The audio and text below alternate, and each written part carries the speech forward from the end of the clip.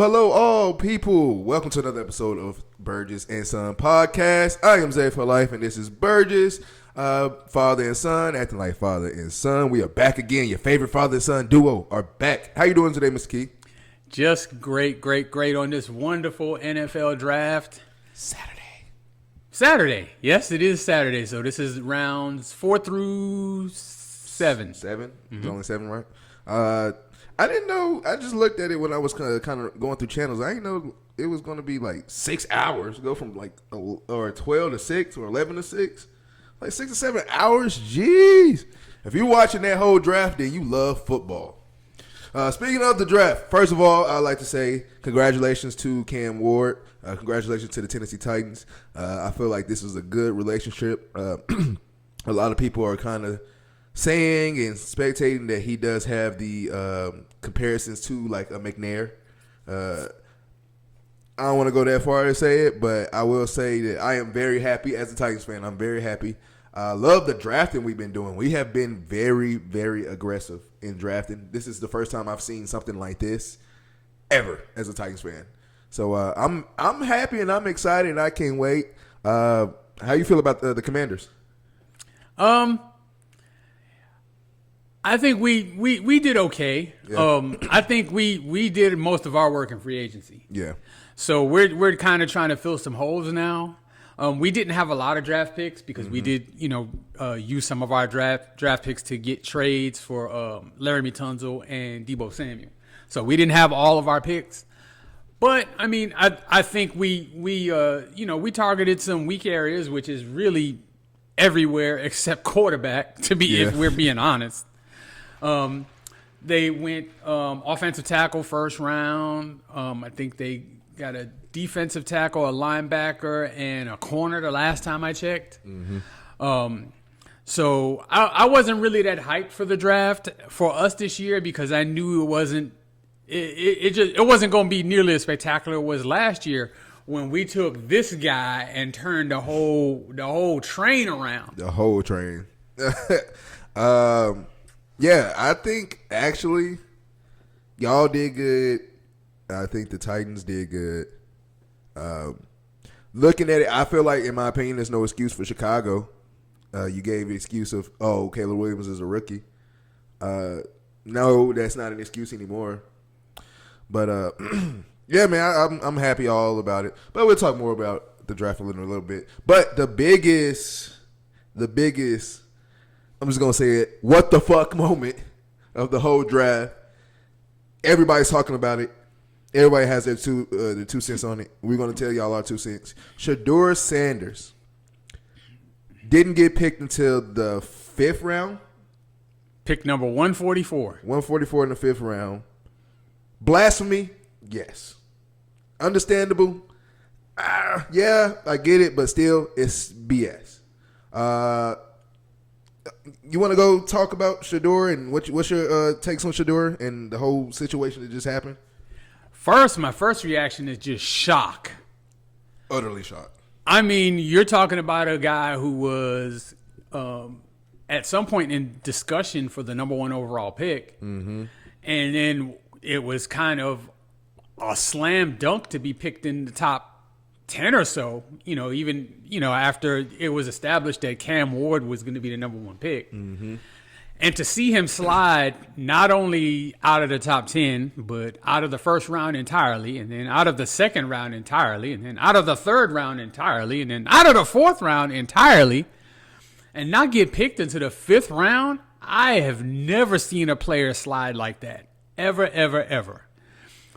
The thing is, I don't 100% understand it because if you're going by what you saw him do on the field, there's no way he should have made it to the 5th round. At all. He absolutely should have been a first-round pick.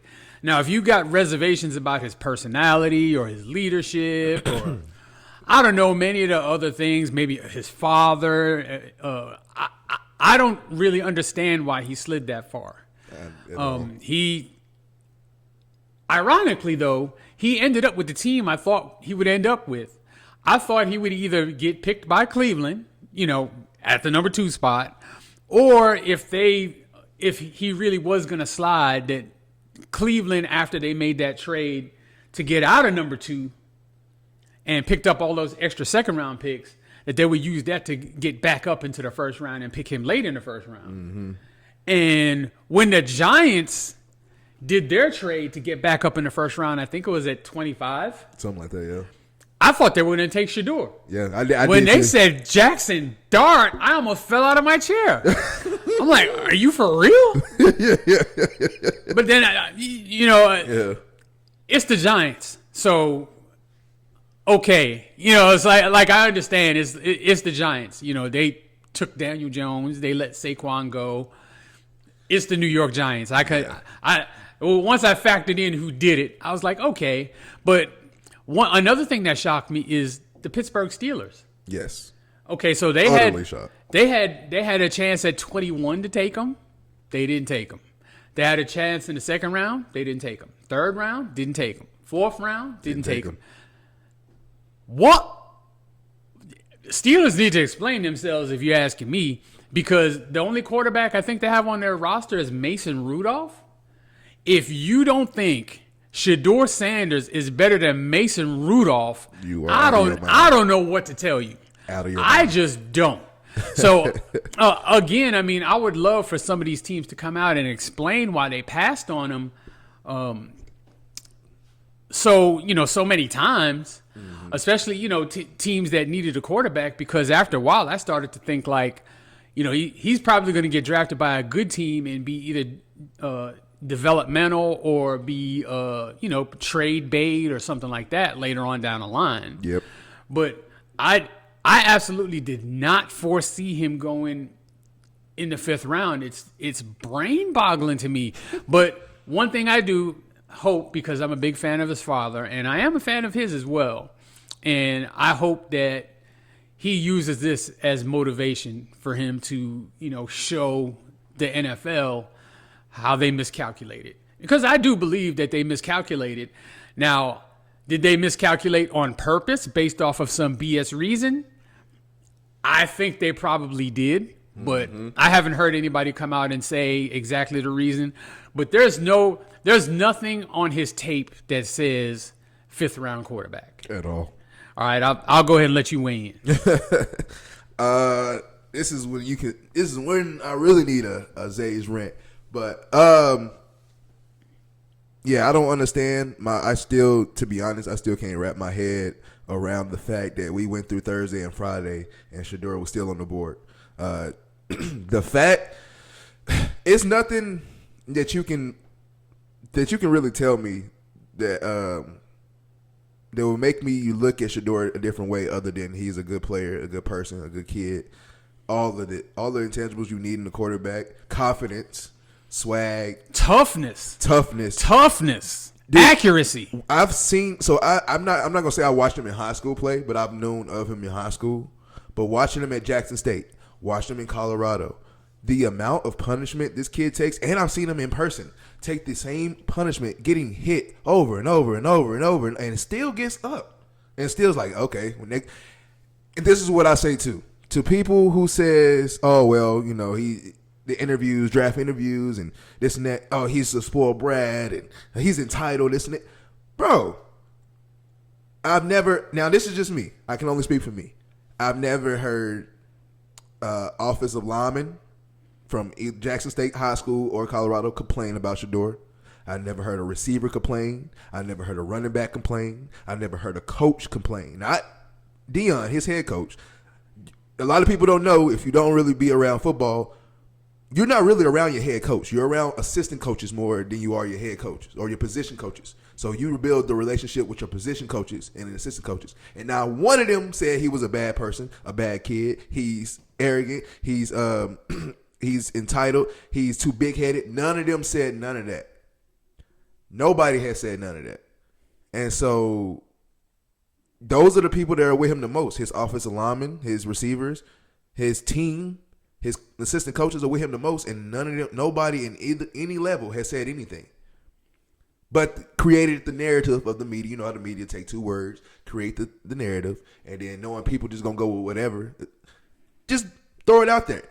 I'm just disappointed in the NFL itself, in NFL teams. I'm not gonna lie to you, I was getting kind of desperate to be like, you know what, Titans shit, pick him up too. Just have Shedeur and Cam Ward on the same squad. Why not? And that would be crazy. You have like a baseball style. You got one playing 1 through 3 quarters. Here come the other one to seal the deal. That's not gonna work. It's not, but I'm just saying, like, you know, that's how desperate I got with this, watching Shedeur just fall and fall. That's literally, I just start thinking about stuff like that because it's very unfair and it was very stupid. I don't know what else to say about that. All right, well, moving on to teams that we thought did well in the draft. So I just spoke about the New York Giants.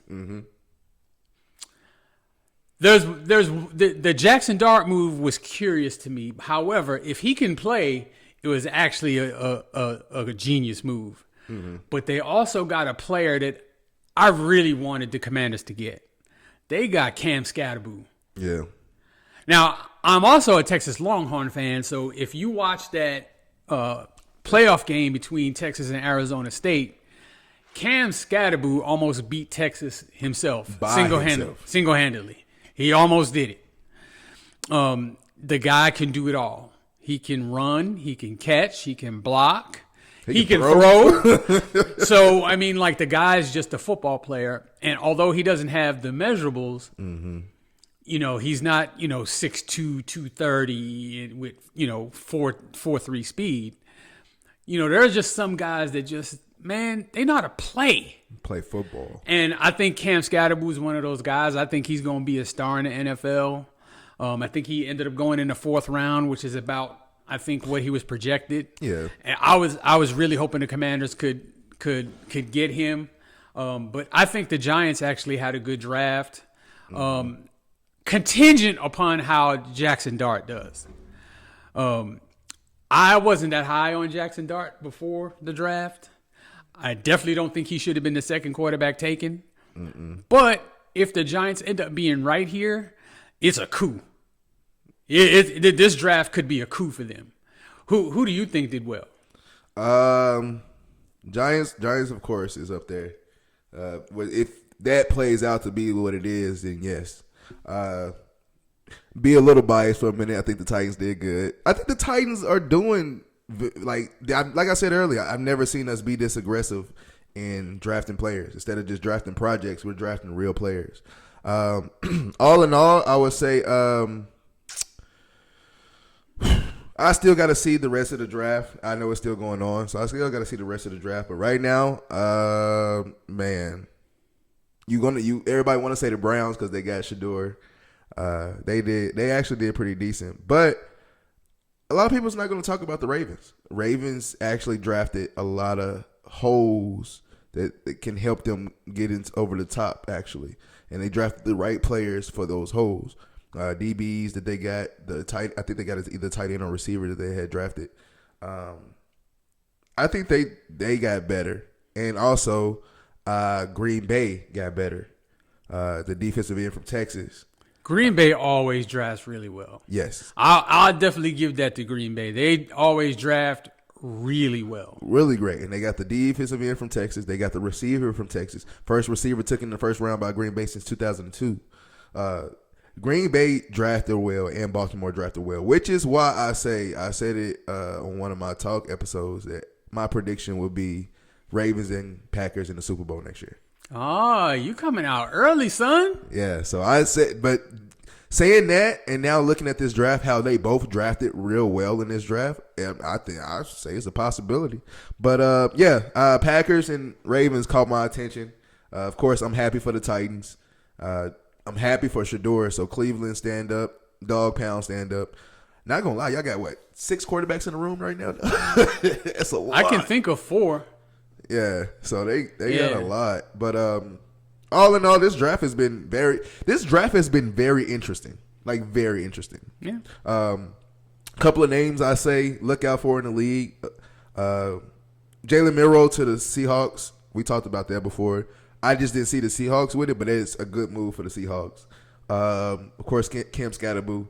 Devin Neal. Devin Neal is a running back out of Kansas. I say watch out for him in the league. He reminds me of an Alvin Kamara, but just a little bit more physical in his run.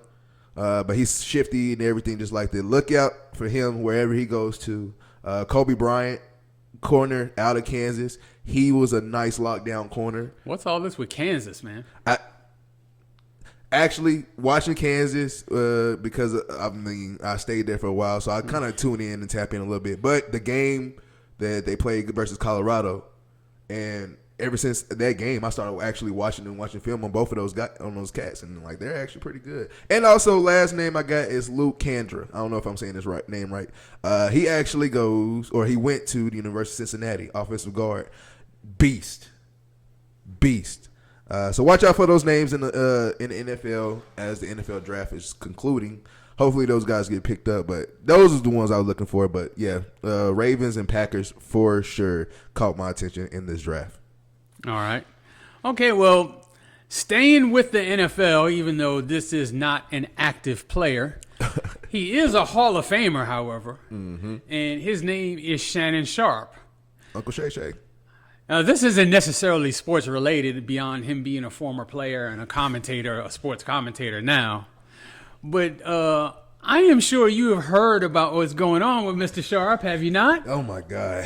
What is going on? I know what's going on, but what is going on? I think we live in a society now where everything is just over sensationalized. Yeah. And I consider myself to be a big fan of Shannon Sharpe. I loved him as a football player, even before he, was commentating games and then, doing the sports talk thing. I always loved Shannon Sharpe. Always. So I can't say I'm shocked by this. Obviously a highly successful man. Yeah. Can have his pick pretty much of whatever woman he wants to deal with. Mm-hmm. He chose a 19-year-old OnlyFans model, or was it Instagram or OnlyFans or what? I think it's OnlyFans. At least that's what they say. Okay. That's what they say. I don't know. Of course, I've never heard of the girl, and I've seen pictures of her and all that other kind of stuff. The sexual assault allegations kind of seem a little bit far-fetched to me based on the text messages he provided. Yep. They clearly had a consensual relationship at some point. So behind closed doors, of course, we don't all know what's going on here. I just hate that a man that age, that status, with that much to lose, put himself into a situation where it's all threatened by something like this. And so, I mean, I'm still a fan of Shannon Sharpe's, and I hope it goes well for him. I hope this serves as a lesson for other highly successful men. Yes. Who obtain money and fame. Especially my black men. I won't even pigeonhole it to that, but I'm just saying, any successful man, because yeah, for sure. Once you obtain a certain status, you kind of become a target, and I think that's what happened to him. I don't know if he didn't think he was going to be a target or could be a target, but, maybe this will open not only his eyes, but other people's eyes. A lot of times some of these people, they have ulterior motives, and they're not really interested in you. They're interested in what you can offer them, which usually is money. Mm-hmm. Money or clout, one of the two. And if they can get both, they'll take both. Take it all.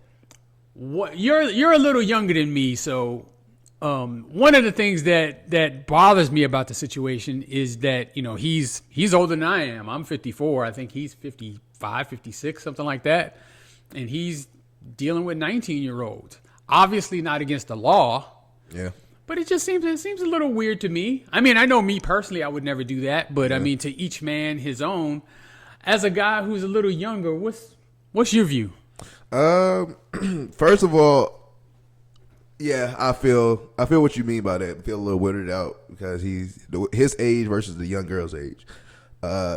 Me, I see a girl that's maybe 8 years younger than me. I'm like, yeah, you stay over there. I don't want to be tied into nothing, So I will also say, in the world of, I feel like I grew up in a good time because I got the best of both worlds of really growing up without technology and having to, do something and improvise for fun. But also, I was growing up in the start of technology at the same time. So it's picking up. What's scary now in the world is the way that AI looks real. And so I was praying when I first saw it, like, I just pray that this is some AI shit that's going on. And it's kind of crazy and sad that we come to that world. But even then, going through with it, I can't say that I'm disappointed. I'm more of like, man, you've been in this position just as a football player. You've been in this position forever, bro. You should know better. Like, you should know better. And it's not that, like you said, it's legal. You can mess with whoever you want to. If you want to be an 18-year-old, 19, 20, 21, that's you. And but you need to know the consequences that can happen. Even if the most loyal down person, if something happens very badly that they want to just take you out or backstab you, they can. And they will. They don't care about you, dude. People don't care, especially in your status. As long as you're giving, they don't care. But it's the moment you stop giving, or you saying, hold on, what am I giving to? Then they're going to try to tear you down. In a man in his status, like you said, in a man in his status, you have to be really on your P's and Q's, because the moment that you start to get big and you just signed a $100 million contract or whatever, about to get $100 million for your podcast and everything put together, 4 days later, this happens. It's set up for you to fail. And like you said, man, everybody that goes, especially every man that goes into maybe professional sports, professional podcasting, anything high profile, you have to know that, like, once you get that bag, people are going to look at you different. People are going to try to steal from you. People are going to try to take from you. People are going to try to take your revenue or your blueprint, take it, steal it, do it, and then say, no, this is my blueprint. People are going to do what they want to you, especially in the high status that you are. So as a younger man who still loves Shannon Sharpe, now I won't lie, I caught the tail end of his, when I started really watching football, I caught the tail end of his career, the Ravens days. That's what I caught. But going back and watching, I was a fan of his in football. Watching his highlights in Denver, that made me really that what really started making me watch tight ends, was because watching Shannon Sharpe. Like, why don't tight ends catch like Shannon Sharpe? Why don't you run routes like Shannon Sharpe? And I used to always ask that. But yeah, man, as a younger dude, I don't want to say disappointed, but I was highly like, come on, man. Just come on, man. Come on, man. Wait, little Boosie, come on, man. Come on, man. Like, come on, man. It was bad. It was bad. Yeah, and of course now he's taking a leave of absence. Is that what's going on right now? From ESPN, yeah. Oh, and see, that's just the start of it. Like, yeah, I mean, look, if I remember right, she released a phone call between them where he said something along the lines like, next time I see you, I'm going to choke you, something like that. So it's difficult in this day and time with how sensitive people are to, phrases such as that when you're caught, directing it at someone who is now claiming to be a victim, that it's not going to go well for you. At all. So, hey, good luck going forward with this, Shannon Sharpe. Hopefully this works out for you, if indeed you are innocent. Of course, I wasn't there. I don't know what happened. I just know what it looks like. It looks like shakedown, like he said, but I don't know. I wasn't there. I'll reserve judgment until there's more information. I'm behind Shannon Sharpe, but at the same time, man, look, I'm not so behind him with signs and protesting and doing. I'm just like, I'm behind him because I actually like him and fuck with him. But to each his own. Guilty. You gotta serve that time. And you gotta go through this. You gotta go through the mud. Get your name drugged through the mud for a few minutes, because it's gonna happen. Yeah. We moving on. Moving on. All right. Y'all already know what time it is. It's time for the best segment in the world, soon to be known to the world as the best segment in the world. It's the Way Back Wonders. Way Back Wonders is when the OG tells the young buck stories of a past athlete an athlete from the past that maybe I just didn't know about. I was watching or wasn't watching, or maybe I do know about and I was watching. I was just too young to understand. So, who do we got today? Today we have the great Texas Longhorn and Houston Oilers all-time great running back, Earl Campbell. Earl, he went to Texas? I didn't know that. He did go to Texas, won a Heisman and all that stuff, dude. He was great. Learning something already. Yeah. So, Earl Campbell is like the poster child for running backs who would rather run you over than run around you. He is the most physical running back I've ever seen. That is a guy who sought out contact, and he wanted to punish you. Damn. He was that way in college, just about untackleable.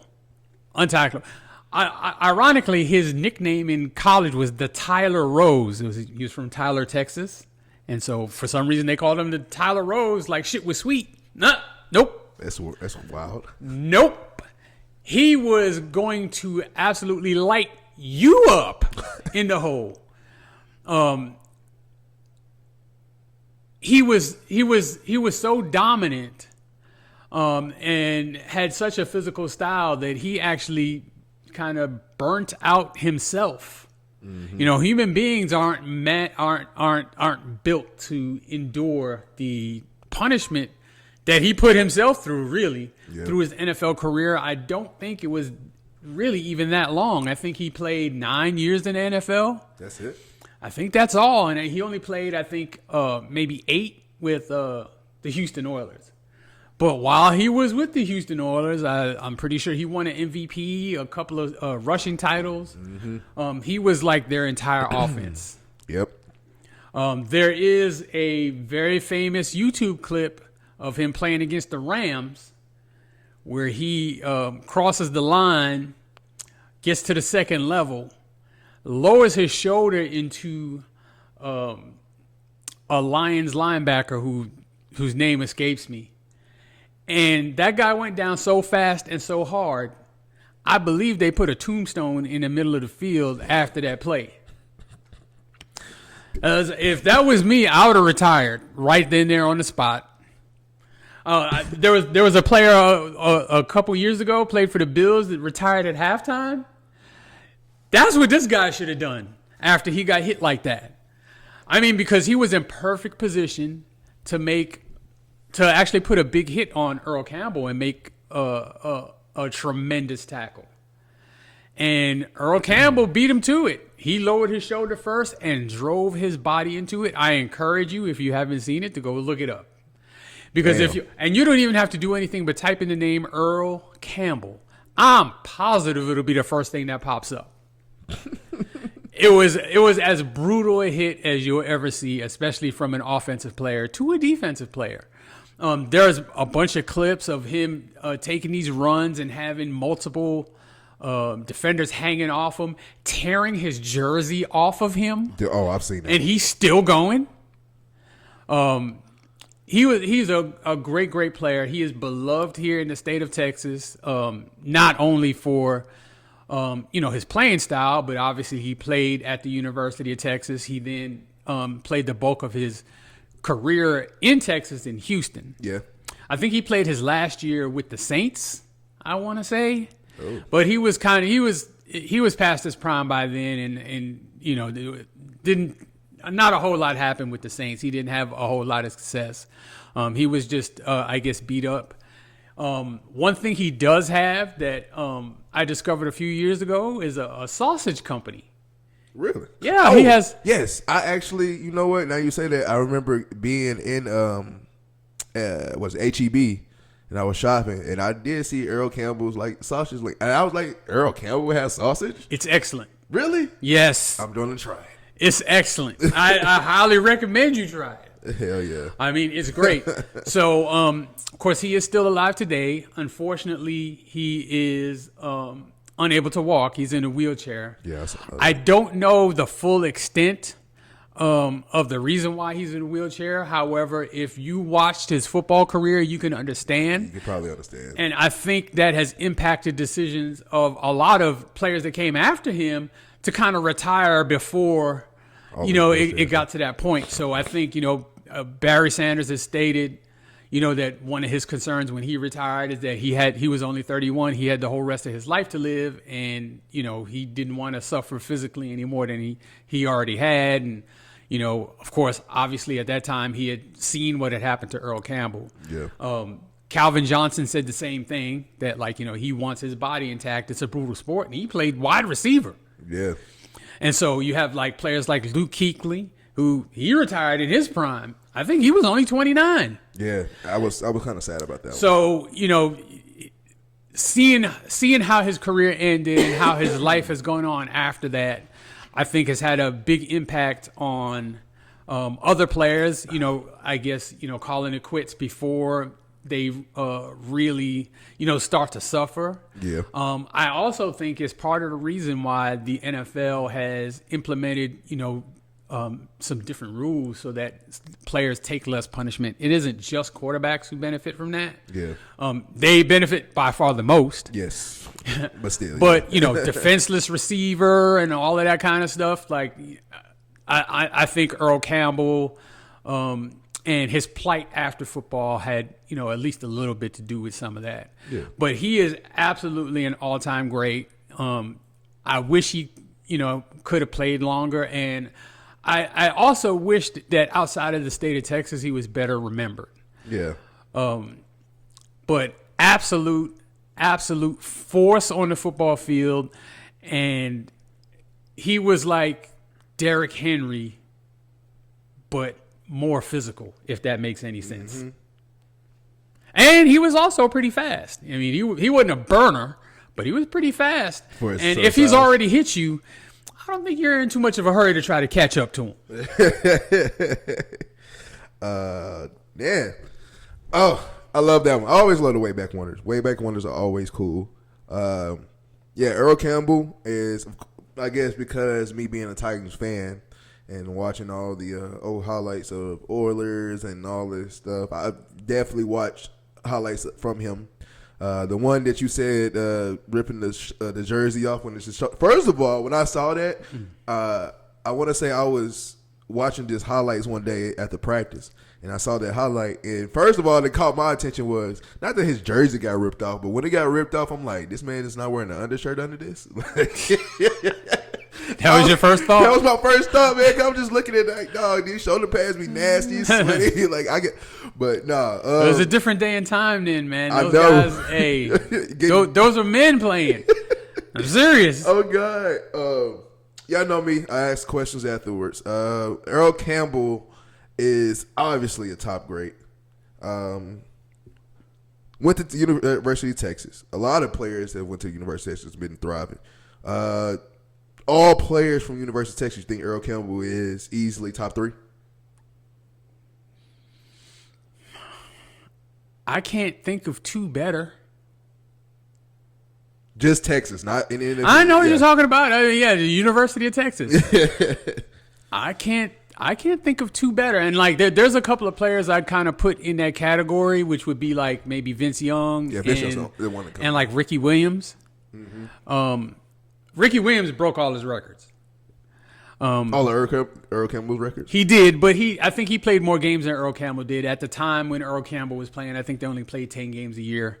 By the time Ricky Williams came around, I think they were playing 12, 13 games a year. And back then, they didn't count bowl game stats, which they do count them now. They do? Yeah, which is weird. But in any case, I would say the only 2 players, even in his stratosphere, are Vince Young and Ricky Williams. And I wouldn't say that Ricky Williams is better than Earl Campbell. And Vince Young, of course, played quarterback, so it's different. It's kind of apples to apples. It's not apples to apples. I would say, just based on pure impact, I would say Earl Campbell. Yeah. That's a good one. I love that one. All right, way back wonders. Y'all already know best segment in the world is going to be known soon to the world as the best segment in the world. All right. Last topic of the day. We always have the list of the week. And today's list of the week is top 5 NFL draft bust of all time. All time. All time. Okay. All time. Usually, I let Keith do everything. He does the list. He names the list, this and that. This time, I got the list. I just want you to talk about these people, okay? Okay. Sound good? Okay, so number 5. We're going to go in order. Number 5 on my list is Kajana Carter. Kajana Carter. All right, so he was a running back out of Penn State. Mm-hmm. Had a tremendous college career. Mm-hmm. He was the number 1 overall pick in the draft. I believe he was picked right here. He got hurt, I believe, in the preseason, and that hurts. Yeah, and he just didn't have any kind of career. Damn. So, like, I think he did end up playing, like, maybe 6 or 7 years in the NFL. He bounced around a little bit, but, like, he never had any type of success, no Pro Bowls, nothing like that. He was pretty much an also-ran as a player. So, like, he had the career of somebody that might have been a 6th-round pick instead of the 1st overall pick. Damn. And it's not necessarily that he couldn't play, but he did get hurt. Sometimes getting hurt can kill your confidence. I guess in this case, it killed his explosion, because that's what made him the number 1 overall pick, was because he was a good size, and he was really fast and shifty, and he just didn't have that anymore. After I think he tore an ACL. And back then, like, that was kind of a death knell. We're talking about the early 90s. Mm-hmm. Now you can come back from an ACL and be just as good, if not better, than you were before. Within a year. Yeah, even at an advanced age.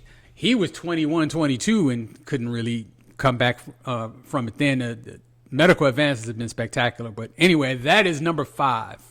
All right, that's number 5. Number 4 on my list, I know you know, all of y'all should know, Johnny Manziel. Johnny Money Manziel. Johnny Football. Johnny Football. Okay, we all know how spectacular he was at Texas A&M. Phenomenal. Just a tremendous playmaker. Won a Heisman. Was in the mix for another Heisman. Beat Alabama. Was it in Alabama? Yeah, it was at Alabama. And as a freshman, I want to say. I think was it a freshman or? Yeah, I think I think he was a freshman when he did that. In any case.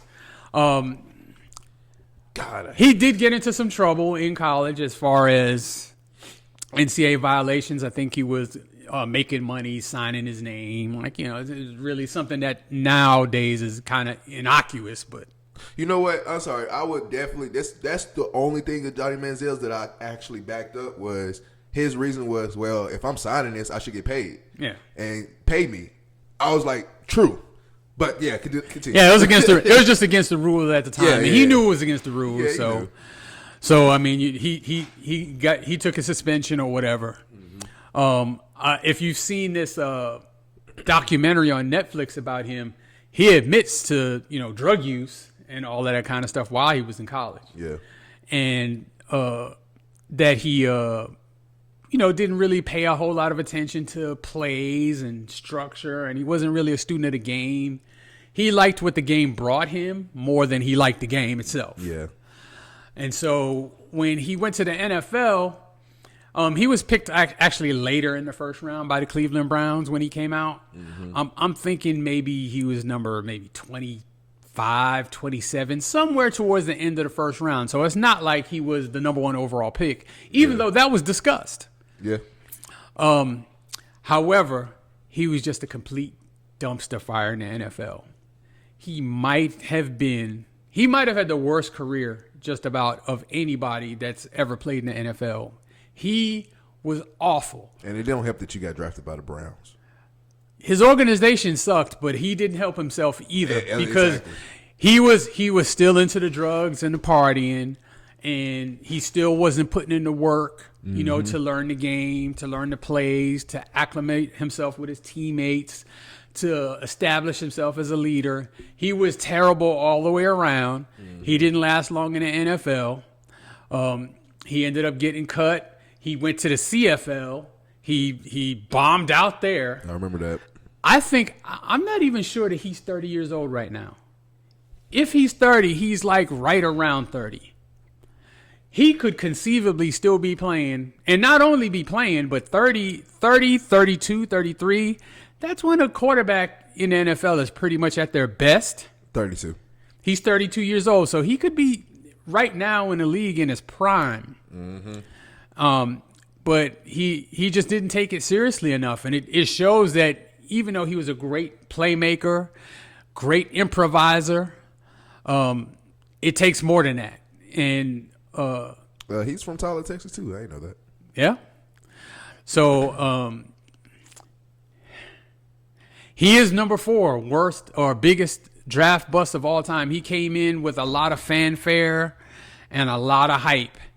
And absolutely, dude, I love Johnny. I was a fan. I'll admit it. Yeah, I was a fan. But I actually thought he'd do well in the NFL. But of course, at the time, I didn't know what was going on behind the scenes with the drugs and the partying and all that other kind of stuff. Had I known that, I might have had a different opinion. But you can never tell. I'm sure the Cleveland Browns knew it. They had to. Oh, I'm sure they knew it. But maybe they thought they could get him cleaned up, and coaches have egos, so coaches are like, oh well, give him to me, I'll make him a star. Yep. So but sometimes you just can't fix it until he wants to be fixed. Yep. And like he's pretty much given up on his football dreams for now, but while he was in the NFL, he was a complete dumpster fire. He was terrible, awful. All right, moving on. These next 3 I'm actually excited to hear from. So number 3, we got Tony Mandarich.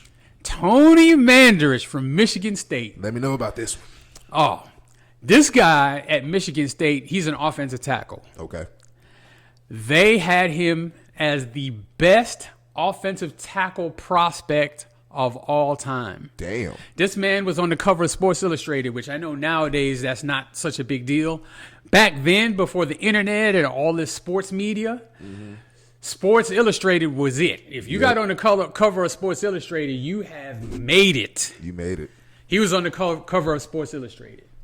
So 6'5", 300 pounds, rippling muscle. Like, you just look at this guy and you're afraid. Like, he's huge. Damn. He was absolutely just running, just killing people, pancaking people at Michigan State. Absolute road grader. Great pass blocker. Absolutely mean streak run blocker. Just punishing defensive players. What happened?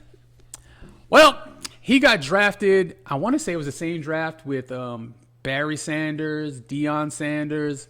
I'm thinking in that, I forget what year it was, but the top 5 draft picks, he was one of the top 5. I think he got drafted 3rd. The other 4 are all Hall of Famers. Now, he got to the NFL, and as great as he was in college, that's how bad he was in the NFL. That's crazy word. And it came out that during his college career, he was using steroids. Oh, no. So apparently in college at that time, either they were letting him slide or they just didn't test for steroids at that time. I don't remember which it was. Maybe it's both. But when you get to the NFL, they do test you. So he had to stop. That shit. Yeah. And yeah, he was, a shell of himself would be an understatement. He was trash. There's no other way to put it. And so I think the Packers stuck with him for maybe 2 or 3 years, and then they ended up cutting him, or he ended up retiring. I forgot the circumstances, but he ended up leaving the league for a couple of years, and then he got himself together and he came back and he played for the Colts for maybe another 2 or 3 years, and he was decent. He wasn't great, but he was decent. He actually showed he belonged in the NFL. He could play at the NFL level.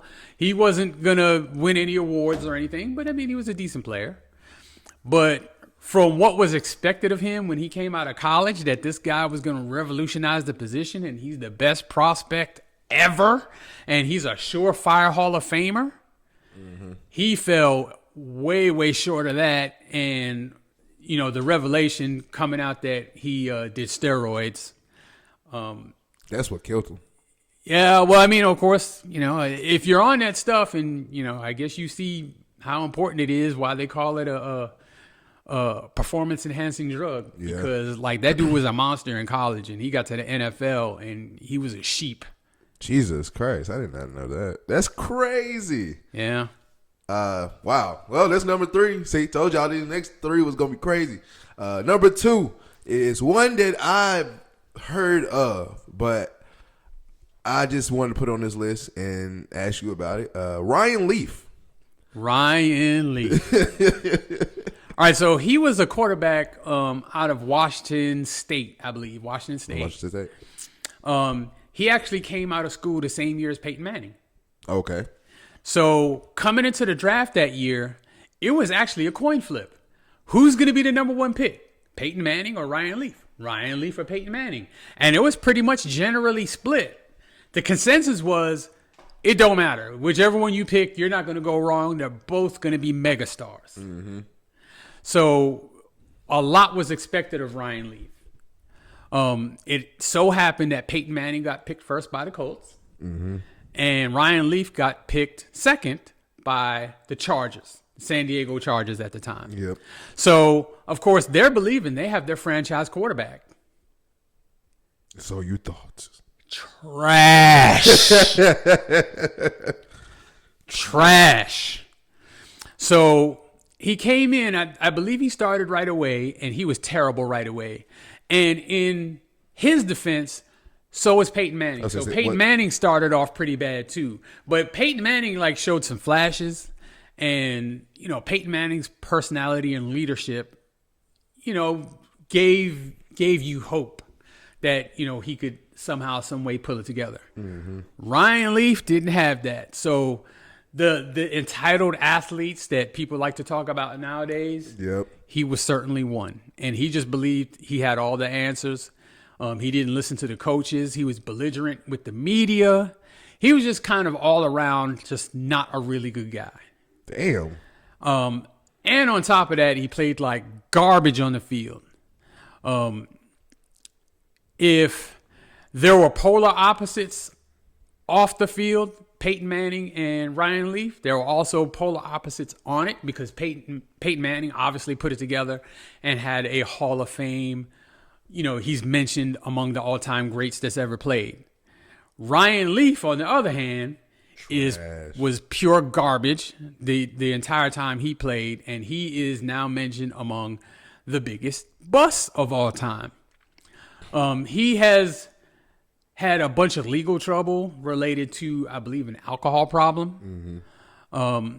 And I think now, I think he's in his mid-40s, somewhere along those lines now, and he's kind of, I saw an interview with him where he's kind of looking back, and, of course, he has a lot of regrets about the way he handled himself, and that he himself believes that he had the talent and the potential to be, as good a quarterback as anyone, but he just got in his own way.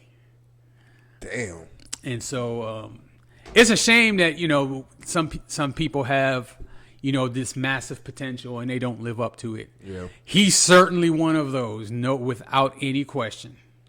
I just want to know, since we're talking about this, like how, I guess my question is, how does that, I guess it's got to be a mental thing when you get to the league of like, you got to keep pressing and getting better. Don't think you're just better than everybody, because I see it all the time. A lot of people have potential and they should be good, but they just don't. And it's like, you look at, like, what I say is a good example of is Patrick Mahomes and Baker Mayfield. Coming out of college, everybody screamed Baker Mayfield. Baker Mayfield won the Heisman. They actually played each other in college. Nobody talked about Patrick Mahomes, but in the league, Patrick Mahomes is way better. So I just don't know what ties into that. I just don't know. Well, I mean, because it's not measurables. Like when you get to the pinnacle, which the NFL is, everybody's talented. Yeah, for all sure. of them are. All the wide receivers are fast. Mm-hmm. All the DBs are fast. All the linebackers are strong. Yeah. Like there's no weak link really. So it comes down to how you prepare.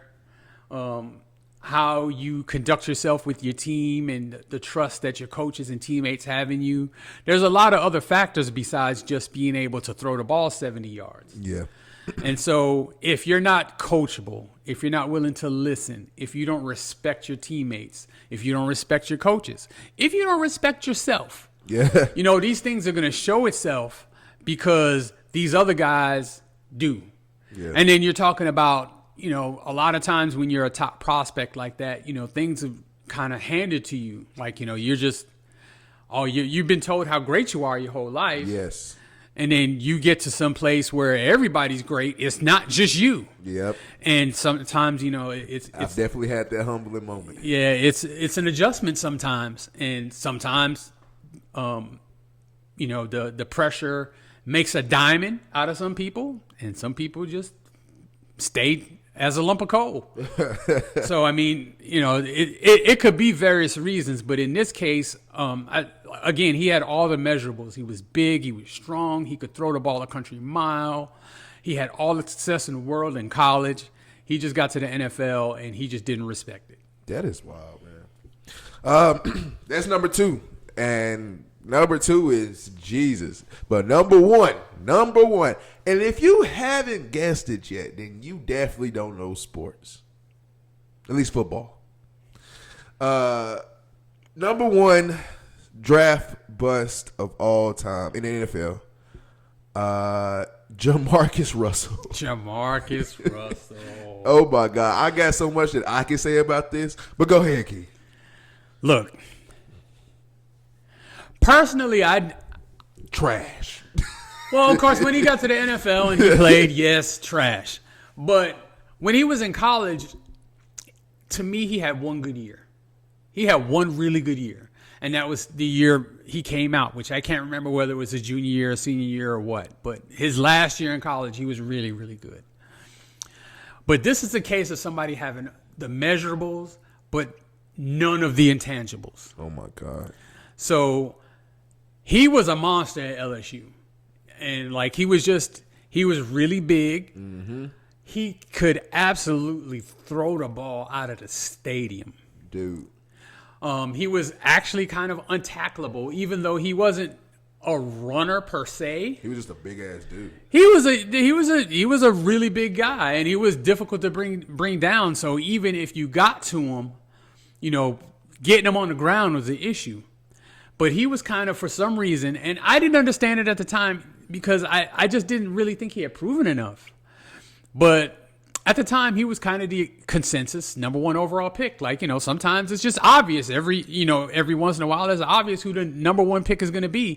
Mm-hmm. And from the time the college football season ended, it was going to be Jamarcus Russell who was going to be the number 1 overall pick. Yeah. So he gets to the league, and I guess it was a similar situation with Ryan Leaf. He didn't want to listen to anybody. I think in his case, his case was almost kind of like Johnny Manziel, not with the drugs and everything, but I don't think he loved the game as much as he loved what the game brought to him. Did for his lifestyle. Yeah. Yeah. So back then they didn't have the rookie pay scale where you come in and you kind of have to, play at a, for kind of a lower salary for the first few years and then you can sign your big deal.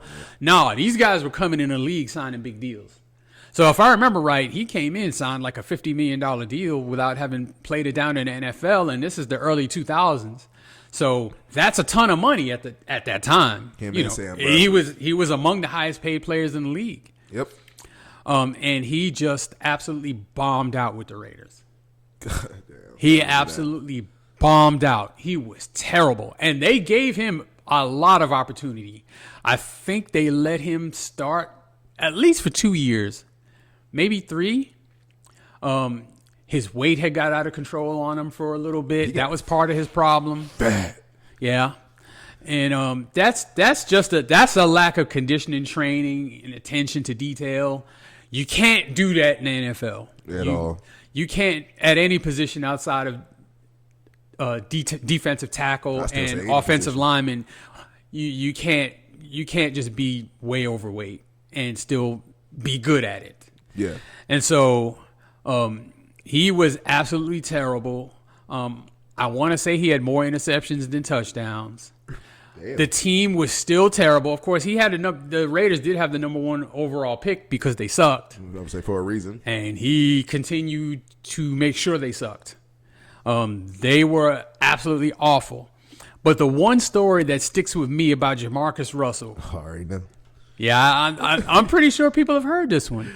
That sticks with me, and it kind of encapsulates his NFL career. Was his coaches suspected that he wasn't doing his homework. Yep. So they suspected that he wasn't going home studying the playbook. That, I guess on his whatever he perceived to be his off time, he was just, enjoying himself doing whatever he wanted to do. Mm-hmm. So one of his coaches gave him a blank DVD and said, "Hey, we put together some plays. Go home tonight, review these plays, and then tomorrow when you come back in, tell us which ones you liked." Keep in mind, they've given him a blank DVD. This is back when you had to watch stuff on DVDs. This is film. Right. Yeah, this is early 2000s, so, they weren't handing out tablets, and the internet wasn't what it is now. Mm-hmm. So they sent him home with the DVD. He comes back in to work, practice, whatever it is, the next day. And the coach asks him, "So what did you think of those plays we gave you last night? Which ones do you like?"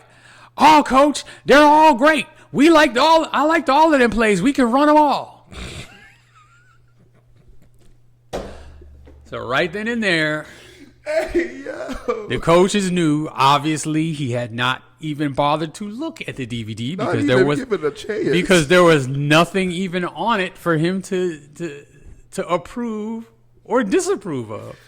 Oh my God. And I think that sums up in a nutshell why Jamarcus Russell didn't work and why he is considered the worst bust in NFL history. That is bad. Wow. That story to this day, anytime I see it or somebody talk about it, I laugh my ass off. Cause bro, I don't want to say stupid, just how inconsiderate are you, bro? You just don't care that much. You don't care. I mean, that was it. He didn't care. Again, there's players who love the game for what the game is, and also appreciate what it can do for their lifestyle, for their families, for their future, and for their security, for their financial security. And then there's some people that this is just a means to get the financial security, and they don't really care about the game. Yeah. So obviously, that's where he stood with it. Is he did not care about the game at all. Yeah, that was pretty bad. But that was our list of the week, top 5 NFL draft busts of all time, in honor of the NFL draft. Okay. Thank you guys for tuning in and watching another successful episode 6. Right, this is episode 6. We are moving on up, baby. Yes, next week we'll probably have one segment about the draft, the overall draft. See who went where, what's going to happen next. Next thing we have is what's after the draft. Usually it's just. Well, then there's of course the NBA playoffs. Yes. And then after that, the NBA draft. Mm-hmm. And then the WNBA season starts pretty soon after that too. Yep. And even though it seems a long time off, we're not that far away. We're about 3 months away from the Hall of Fame game where NFL preseason starts. Yep. I don't know about y'all, but for me, that Hall of Fame game is like Christmas. I'd be like, ooh. I love it. I go like, hey, let's go put something on the grill. I love it. Come on, let's go watch this game. And then I watch the first 2 series. I'm like, all right. Yeah. When football gets back, it definitely hits different. Man, that's like Christmas in the middle of summer, dude. I love it. What is it? It hits. So we can't wait to be back. We will have some more segments on the NFL, of course, as they go around, but I don't know. We'll see. Thank you guys again for watching. Anything else you want to say before we head out? Yeah. Take care of yourselves. Please. If you are going through some mental health problems, please seek help. Please seek help. We need you here on earth, and we need you here with us. Okay? It is serious out here. Okay? A lot of shit is going on. I don't want to read about some bullshit happening because of mental health, because it's bad out here. Good point. All right, thank you guys. We are out, and y'all already know what time it is. On to the next one. Holla at y'all.